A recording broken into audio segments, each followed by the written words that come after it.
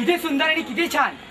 यामध्ये प्रत्येक गोष्टीची काळजी घेतली आहे, जेणेकरून नेहमी जे होणारे आपल्याला आजार म्हणजे मलेरिया आणि डेंग्यू यापासून आपल्याला आता मुक्ती भेटणार. ते म्हणजे एकच कारण की आपली साफसफाई. हा तर मग मित्रांनो, चला तर मग जाऊया आपल्या वस्तीत आणि तिथे एक सभा चालू आहे ते पाहूया बरं.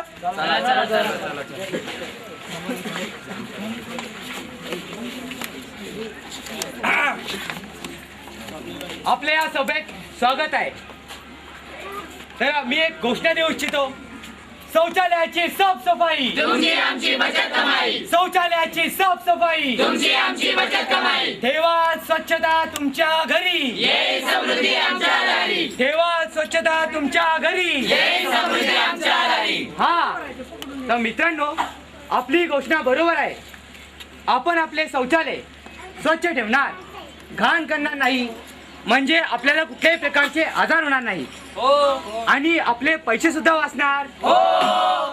तर मग मित्रांनो, आपली आजची बैठक आपण कशासाठी बसवली आहे माहिती आहे का? आम्हाला सगळं माहिती आहे. म्हणजे मी बोल बोल बोलणार, आम्ही रोक रोक रोकणार. ए, टाळ्या.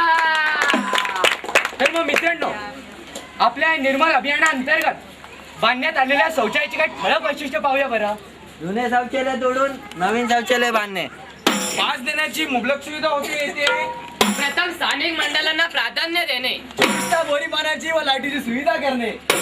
मला ओळखलात मी केअरटेकर. अरे केअरटेकर के अंडरटेकर. नाही सर याचं काम काय? माझं काम, मी शौचालयामध्ये राहून त्याची स्वच्छता ठेवतो व निगा राखतो. हा तर मग मित्रांनो, पाहिलं ना आमची सभा? पाहिलं ना? आता पाहूया आपल्या रामरावांना आणि शामरावांना. हो रामराव शामराव. हो, चुना आहे का चुना? काय चुना नाही माझ्याकडं. जमतच नाही ना. काय बोलता? आमचे वस्ती शौचालय आपणच छान करता. आम्ही सगळे सगळे काय करतात? पाहिलं ना मित्रांनो, रामरावांना आणि शामरावांना किती वाईट सवय आहे. एक तर काहीच नाही, तर आपल्या वस्ती शौचालयाचे आणखी काही दुष्परिणाम आहेत ते पाहूया बरं. मशरे घासून शौचालयात थुकणे.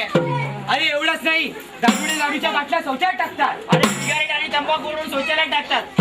अरे हे फक्त पुरुष करत नाही, तर स्त्रिया देखील घाण करतात. मासिक पाळीचे पॅड टाकतात. महिला देखील माशेरीला पिचकाऱ्या उडवतात. किंवा रस्सी लिहितात. हे बंद झालंच पाहिजे. झालंच पाहिजे. हे बंद झालंच पाहिजे. अरे हे तर झालंच, पण आपल्या इथे आणखीन एक प्रॉब्लेम आहे.